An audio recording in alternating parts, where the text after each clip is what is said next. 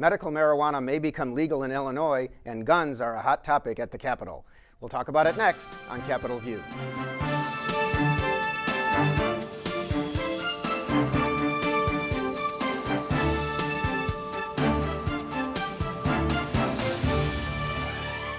Welcome to Capitol View, the program where we talk about state issues, sometimes federal issues, and how they just might affect your life. I'm Bernie Schoeburg from the State Journal-Register. The legislature has been involved in some interesting arguments as we speak, and here to discuss that with me today, a couple of people who've been on the show before. Charlie Wheeler many times. Charlie is back. He's director of the Public Affairs Reporting Program at the University of Illinois Springfield. Also, before that, a long time State House reporter for the Chicago Sun-Times. Charlie, welcome back. Thank you, Bernie. It's good to be here. And Patrick Yeagle is here of the Illinois Times. Thanks for having me. Covers things, is it all State House or around town as well? Pretty much everything. He's the jack of all trades. He's the Patrick of all trades. Medical marijuana. Illinois is sometimes slow to join with other states and things. I can't remember what number Illinois was in right turn on red. I think it was in the 30s of states. I'm not sure. But I believe we would become, there are either 19 states or we would become the 19th state to allow legal use of marijuana under a doctor's care if legislation goes forward that was finally passed with 61 votes this last week in the House. Representative Lou Lang of Skokie has been pushing this for a long time. I did hear some of the debate, and there were some kind of personal stories of people who had illnesses, including legislators themselves, and how this might help, and how they felt bad that they hadn't approved this before. And of course, there was some talk about it's a gateway drug. So it goes on to the Senate now. What do we think the Senate will pass this? I would guess that it probably will pass the Senate. The reason I say that is the Senate has passed a version, I think it was 3 years ago, that was not nearly as tightly crafted as this one. This really has a lot of regulation in it, and as a former no vote, Representative David Harris, who's a Republican from Arlington Heights, said during the debate, when he said he was going to vote for it, it's because this is tightly regulated from seed to sale, was the phrase that he used. It's a 4-year pilot program. Patients have to be at least 18 years old. They have to get a card from the Department of Public Health. They get screened, there's background checks. They have to prove that they have one of, I think there's like 3 dozen serious illnesses like AIDS or rheumatoid arthritis or Parkinson's, the kind of illnesses for which anecdotal evidence has given support of people whose quality of life has been improved by their ability to use cannabis. They have to have an established relationship with their doctor. Right, so you can't just go prescription shopping. Yeah, you can't shopping. just walk into your nearest Walmart and have some doc in the box write you a prescription for a joint. And you would have to submit your medical records for verification. Caregivers have to be 21 years old or older. They have to go through the fingerprinting, the background check, the whole deal. Patients can only get 2.5 ounces of marijuana every few weeks. It's all kept in a database where every purchase will be recorded and it'll be checked to see, hey, Wheeler is getting more than he should. There's going to be 22 places that grow it. All the people who work at these places are going to be fingerprinted, background check. They're going to go through the whole screening process. There's going to be, I think, 66 dispensaries or 60 dispensaries around the state where you can actually go to buy it. Again, there's going to be all this regulation. And so it's not at all any kind of loose operation. There's no free love for marijuana here. No, and you can't grow your own. And you can't grow your own. Right, and as a matter of fact, if your landlord says, if you're a renter and your landlord says you can't use it, really? You can. And you're subject to the same DUI laws, and it's a very tightly crafted piece of legislation, which is, I think, why it was able to pass the House. Because in the past, as I say, it's passed the Senate and it's never gotten anywhere in the House. Now, I did hear the argument, I believe, that those who are opposed to this, including, I know the undersheriff of Sangamon County was on TV and saying that, we don't need this other problem, because continuing kind of the, Jack Campbell, his name is, marijuana is a gateway drug. You know, it just puts more drugs on the street when we really should be getting fewer. And again, Charlie, as you describe it, it's clearly a very tightly controlled law, but there is still this argument out there, and I believe that argument was also made on the floor during the discussion in the House. One of the things I thought was pretty funny was when Representative Seisha, he was basically saying, you know, I could go in with my long medical history and get some of this. And Representative Lou Lang's response was, maybe you need the product. It was pretty funny. Yeah. And of course, Jim Seisha, he's a former FBI agent, right, I think, right. from, is it Pecatonica? Yeah. How do we remember those things? Here's the interesting thing, though. You have these law enforcement people who have this knee-jerk reaction, no, this is bad. This little old lady who's dying of cancer and is using marijuana, she'll be on crystal meth next week. You know, which I think is just a ludicrous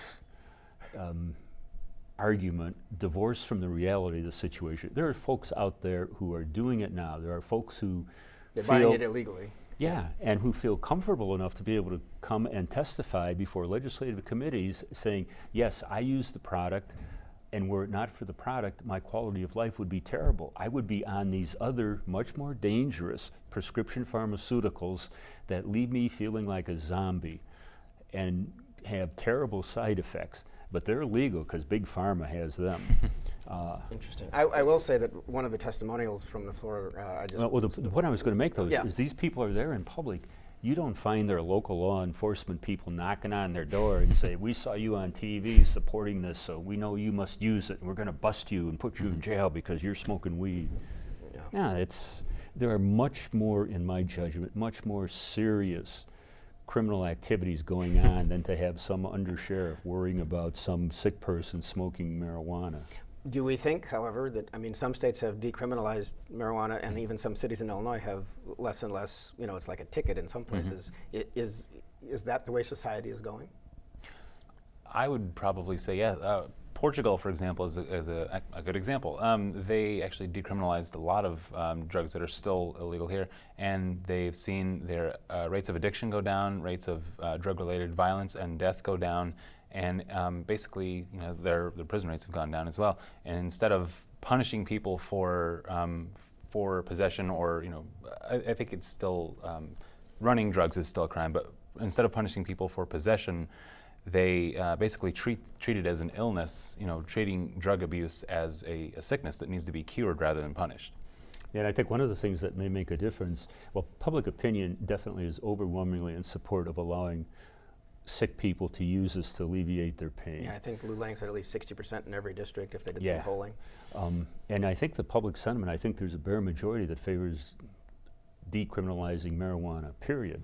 And I think what may swing some of the law enforcement people over ultimately is the notion, as you said, that instead of going to jail, we'll give you a ticket and you'll pay us $500. I like that. And we get the $500, and it goes into it goes into our coffers. We don't have to go to the trouble of showing up at court to make the case that yes, we caught you with marijuana. You don't have to go to prison, and the state doesn't have the cost of incarcerating you at, what is it, $25,000 a year, whatever it costs to keep somebody in the pen. And we have a revenue source coming in, and everybody's happy. Well, we'll see where it goes, because there's still a lot of activity. They just re-energized in Sangamon County a team that goes and tries to find drug operations, and they busted a few basements where they're growing marijuana. So there is this dichotomy of view on where this is at right now. And I think the problem is that to lump marijuana in with serious hard drugs like methamphetamine or ecstasy or cocaine or heroin is really a mistake, because they're not at all similar in the effects that they have on people or the damage that they cause someone. And I would add the people who use marijuana recreationally are not exactly the same people who go and do crystal meth. Yeah, I would just... And I'll say, I'm like Bill Clinton. I tried it once, but I didn't inhale. No, seriously, because I don't know, I have like an allergy to smoke, and when I get smoke, it makes me cough, and so I couldn't. Have you heard of brownies? No, I'm just kidding. Anyway. Well, this was back in the early '70s. So, yes, okay. So statute of limitations is run but out.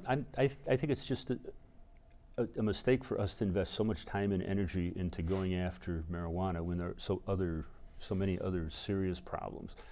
And I've heard this mentioned before, and as a matter of fact, I asked one of my students to do the presentation on this subject in class the other day, if she had ever heard of anyone who died of a marijuana overdose.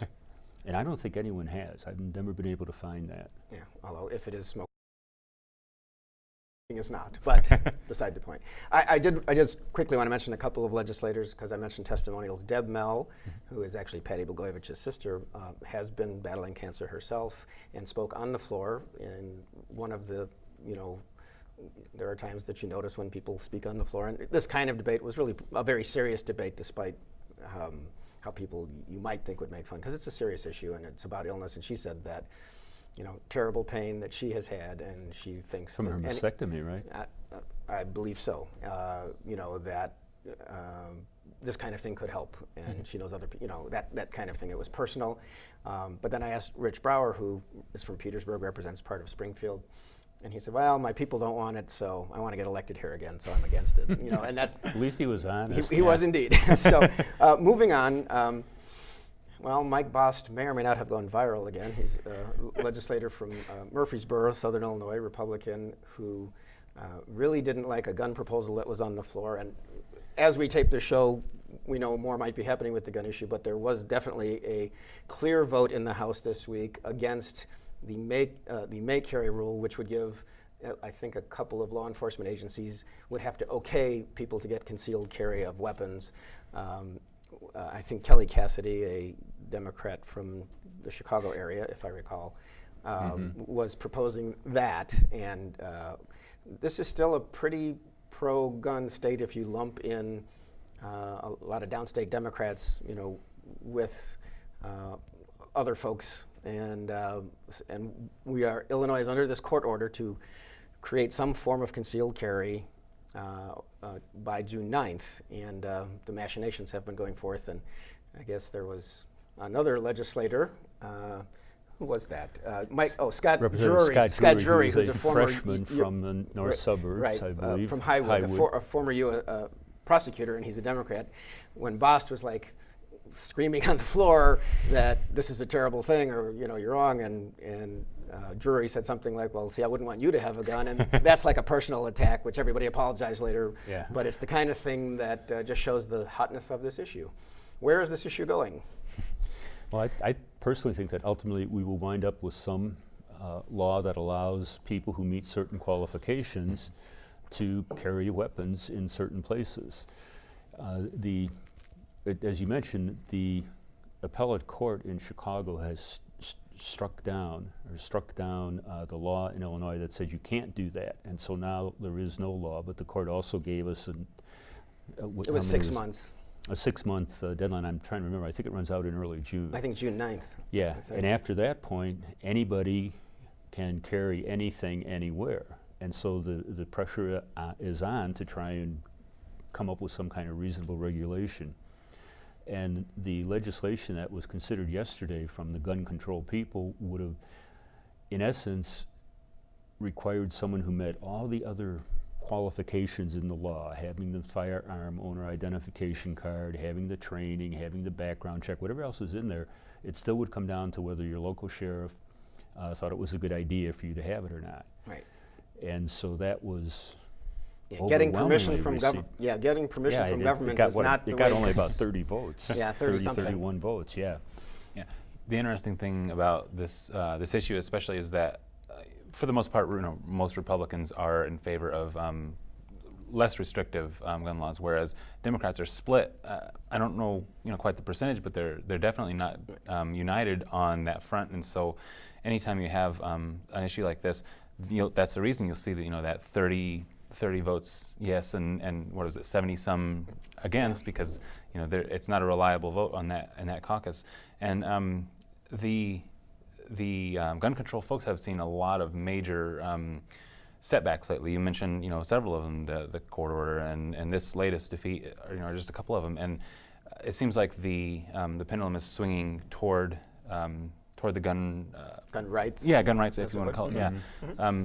toward their hand, and they seem to hold a lot of the cards, especially the time card. You know, depending on what happens before June 9th, if they just ride it out until then, or halt any process or halt any progress on this issue, they automatically win by default. So. And it's also interesting. I mean, I do mention as I open the show, the federal government. Well, the president, who of course used to be an Illinois state senator and a U.S. senator from Illinois, was really upset this week because the parents of the kids from Newtown, Connecticut, were lobbying Congress, and then the Senate ended up voting, not producing enough votes to pass background checks, which is what the president has been characterized in things I've seen as wanting any kind of progress on gun control nationwide, and background checks is what it came down to, and the Senate, at least so far, has not done that. And then he had this very angry kind of public appearance where he said, "We're not done fighting." So that, of course, is another layer that would probably supersede a lot of what's going on in Illinois, or at least take effect as part of what's going on in Illinois.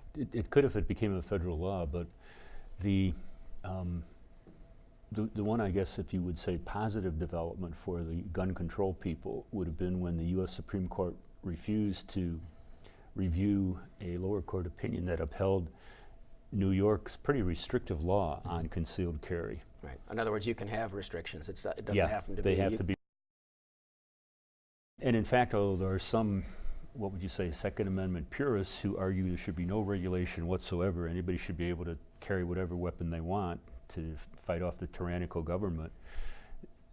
The sponsors of the legislation, the concealed carry legislation, primarily Representative Brandon Phelps from down in southern Illinois, seems to be very amenable to try and put reasonable requirements in there, having some background check on people, having people undergo a certain amount of training, having the state police make sure that you're eligible, that you're not a convicted felon, that you're not somebody who suffers from mental illness.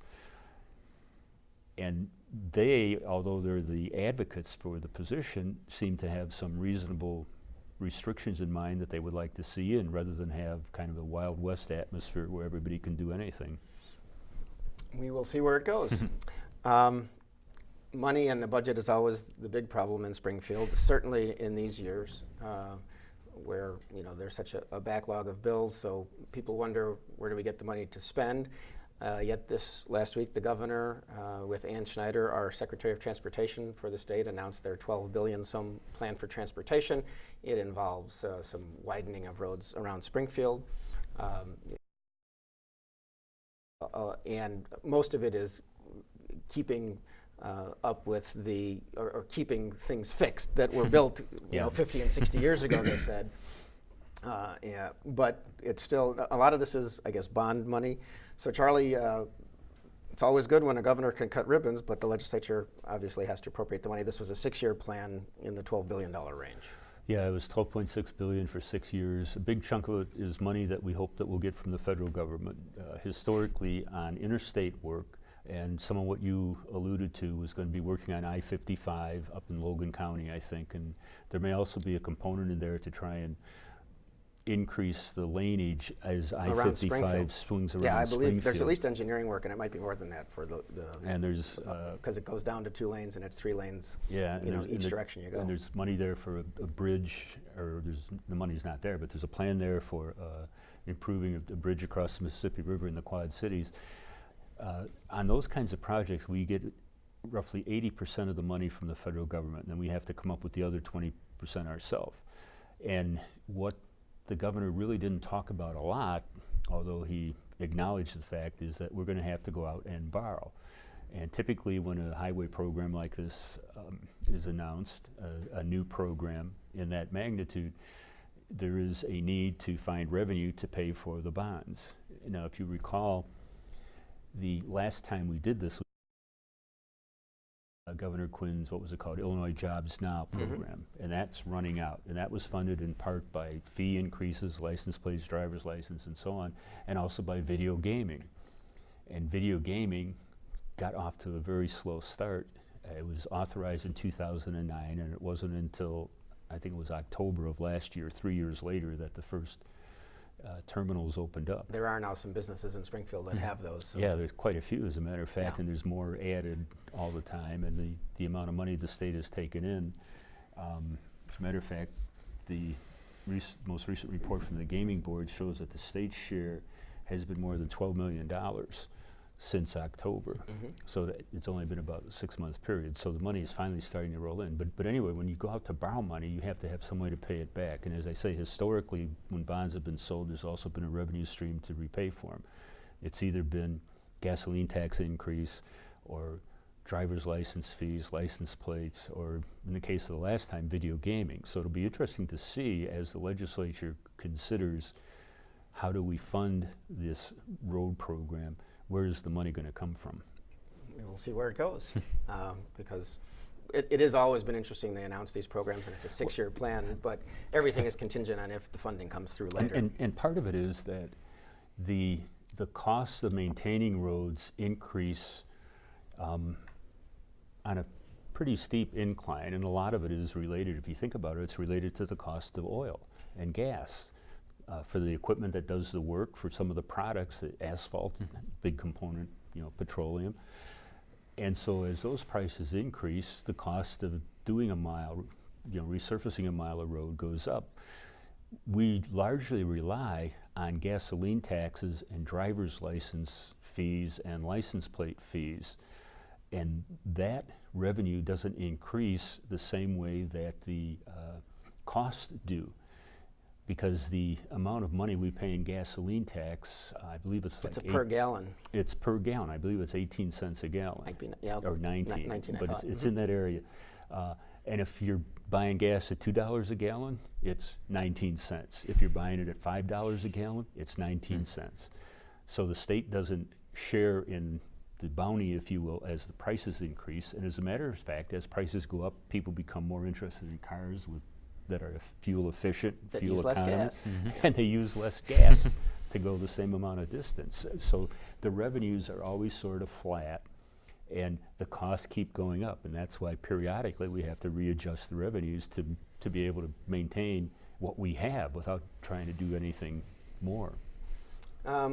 Like the economy always dominates lots of things because tax receipts are all based on that. March unemployment was unchanged in Illinois at 19%, although at 9.5. I'm sorry, 9.5%. Sorry, Governor. But there were like 17,800 fewer jobs, but that was expected for seasonal changes or whatever. In the midst of this, Texas Governor Rick Perry, who we know ran for president on the Republican side for a while, is doing some advertising, luring businesses to get out while there's still time from Illinois and come to where there's lower regulation and stuff like that in Texas. And Governor Quinn, who at a news conference this week, he didn't really want to talk about politics when asked about his own future because of what just happened in Boston. And obviously, we share the thoughts of all to those in the marathon who were hurt, how terrible that is and how we wish them well. But the governor did make a zinger at Rick Perry. Well, I can give 3 reasons why that's a bad idea. 1, 2, 3. I remember, he was making fun of Perry for getting something in a presidential debate. He also said they don't have good water supplies for business in Texas. Is anything like this matter much? Oh, I think it gives people like us something to talk about. And here we are. And it gives somebody like Perry a chance to get a spotlight on himself. But if you recall, Scott Walker tried to do the same thing. Governor Christie from New Jersey was out here.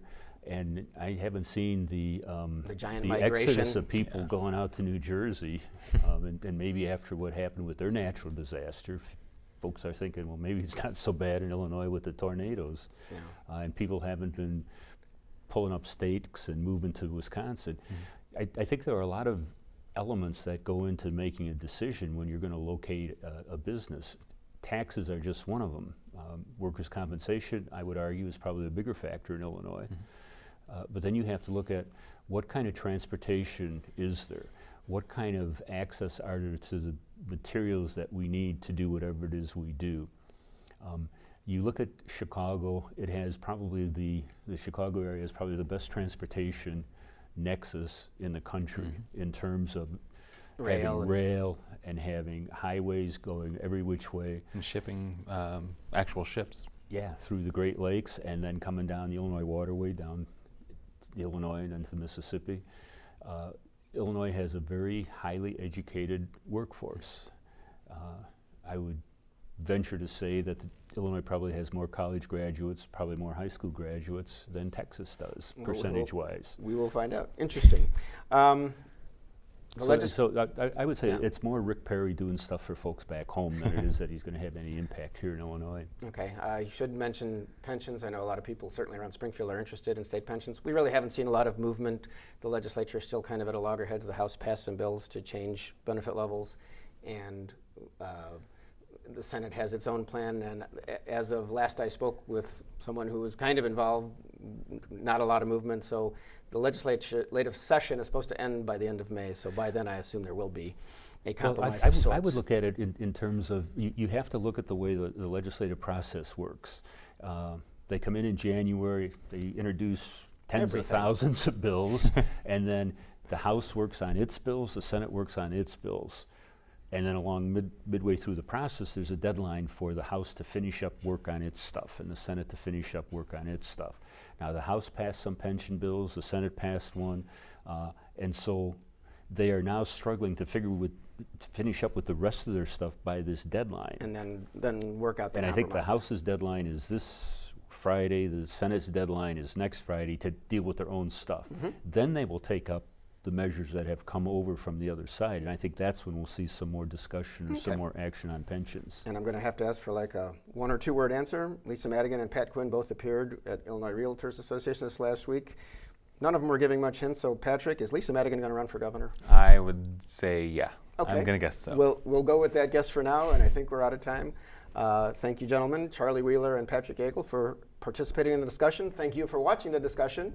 And I'm Bernie Schoenberg, and we'll see you next time on Capitol View.